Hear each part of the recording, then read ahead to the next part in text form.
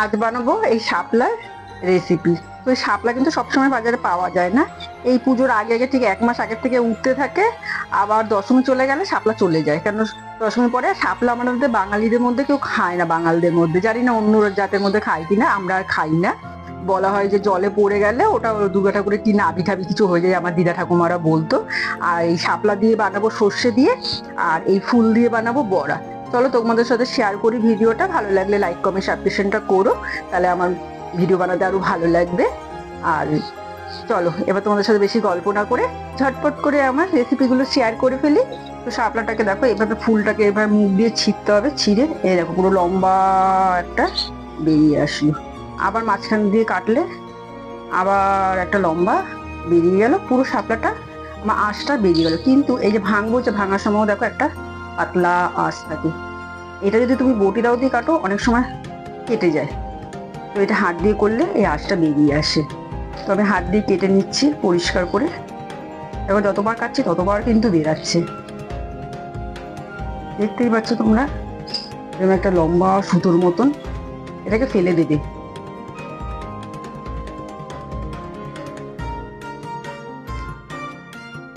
যতবার ভাঙছি ততবার একটা আঁশ বেরাচ্ছে।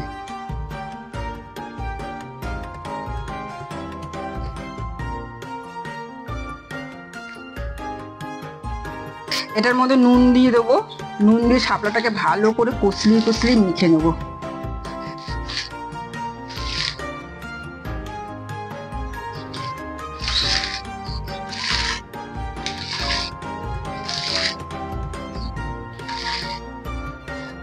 ভালো করে সুন্দর করে কষলিয়ে সমস্ত শাপলাগুলোকে মেখে দেখো, মাখার পরে এটা কিরকম নরম হয়ে যাচ্ছে।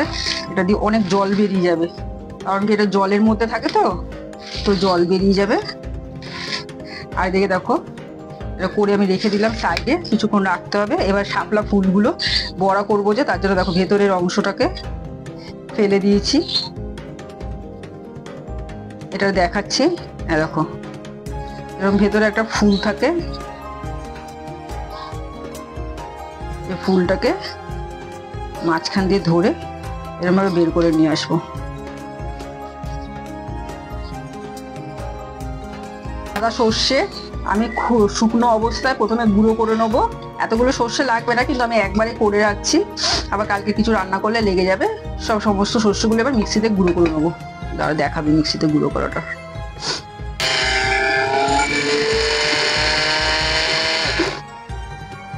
দেখো সর্ষেটা শুকনো অবস্থায় গুঁড়ো করে নিয়েছি। এবার এটাতে কিছুটা নিয়ে জল দিয়ে আমি পেস্ট করব।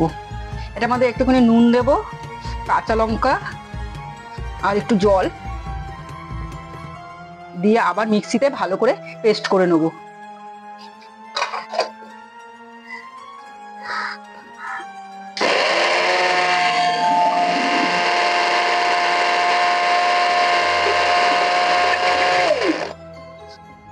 গ্যাসটাকে জ্বালিয়ে দেবো, কড়াইটা গরম হোক। আর এদিকে তোমাদের দেখিয়ে দিচ্ছি, এটা দেখো নরম হয়ে কতটা জল বেরিয়েছে। দেখো,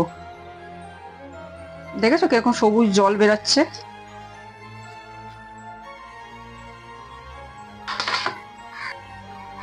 সরষের তেল দিয়ে বানাবো, তো সরষের তেলটা কড়াইতে দিয়ে দিচ্ছি।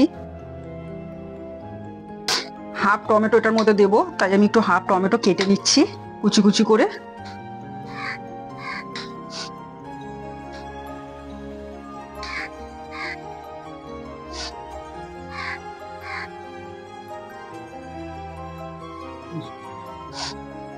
কড়াইতে তেল গরম হয়ে গেছে, এবার দিয়ে দেবো আমি একটু কালো জিরে। কালো জিরাটা যেই ফুটে উঠবে ওর মধ্যে আমি দিয়ে দেবো, দেখো এই যে সর্ষেটা বেটে রেখেছিলাম জল দিয়ে, সর্ষেটা পুরোটা দিয়ে দেবো।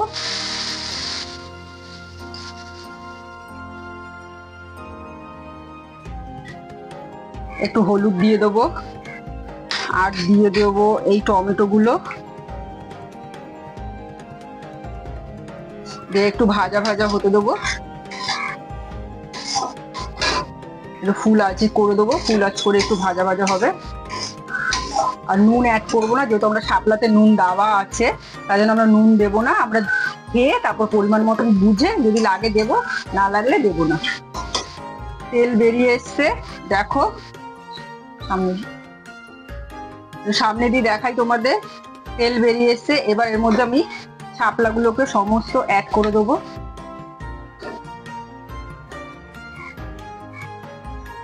দিয়ে দেখো কত জল বেরিয়েছে, আরো জল বেরাবে রান্নাতে, ওই জলে শাপলাটা পুরো সেদ্ধ হয়ে যাবে। নাড়াচাড়া করে নেবো, নাড়াচাড়া করে একে ধিমে আঁচে রেখে দেবো।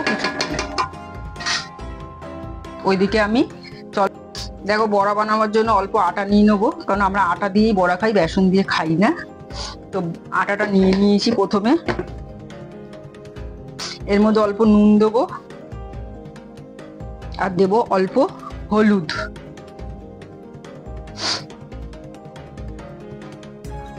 আর দেবো অল্প লঙ্কার গুঁড়ো, একটু ঝাল ঝাল খাবো। আর দেবো একটু কালো জিরে। সমস্ত দেওয়ার পরে একটু জল দিয়ে এটাকে গাঢ় একটা পেস্ট বানাবো।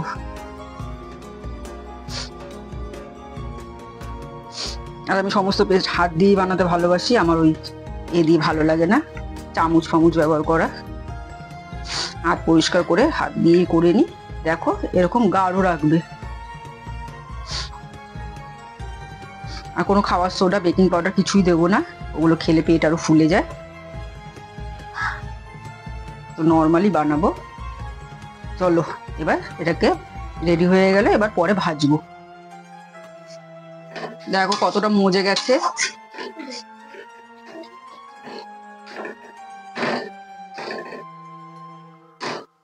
আরো মজবে, আবার ধিমে আঁচে রেখে দেবো। দেখো পুরো শুকিয়ে এসছে। এবার আমি এটার মধ্যে দিয়ে দেবো মিষ্টি। মিষ্টি যেহেতু আমরা চিনি খাই না, আমরা গুড়টা ব্যবহার করব। তো গুড় দিয়ে দিলাম, গুড় দিয়ে আবার নাড়াচাড়া করে কিছুক্ষণ রেখে দেবো। তারপরে আর আমাকে নুন দিতে হয়নি, একটুও, যা নুন দেওয়া ছিল ওই নুনেই নুন হয়ে গেছে। এবার একটু তেল বেরিয়ে আসলে আমি নামিয়ে দেবো জিনিসটা। আমার শাপলা সর্ষে রেডি। আমি নাড়া দেবে রান্নাতে, তার জন্য বলতে দাও আমি একটু নাড়া দিই মণিমা। তো একটু কড়াইতে তেল দিয়ে দিয়েছি বড়া ভাজার জন্য, তেলটা গরম হতে থাকুক, তারপরে আসছি আবার আমরা। এই যে ফুলটা ফাঁকা করে এর ভেতরে কিছুটা ব্যাটার ঢুকিয়ে এরকম বন্ধ করে দেবো। বন্ধ করে বাইরেটা পুরো লাগিয়ে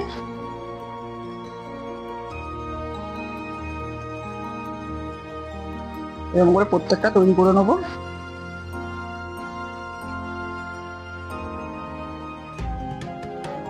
দেখো বৃষ্টি হচ্ছে, আর এদিকে আমরা খাবো শাপলা ফুলের বড়া দিয়ে ভাত।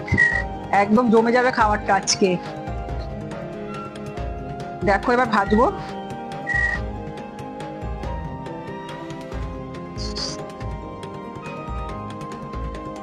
আঁচটাকে ধিমে আঁচে রেখে দেবো।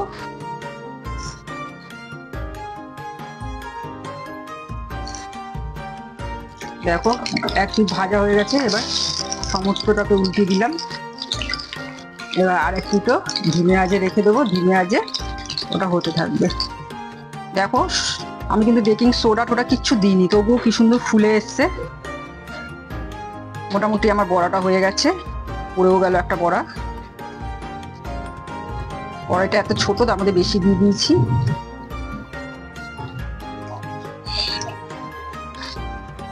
একটু চেপে চেপে ভাজতে হবে, কারণ কি ভেতরে দিয়েছিলাম তো ব্যাটারটা, তো ব্যাটারটা ভেতরে যেন ভালো মতন হয়। আর ধিমে আঁচেই ভাজতে হবে।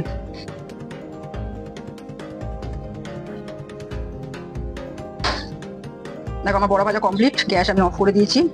এবার একটা একটা করে বড়া নামিয়ে নিচ্ছি।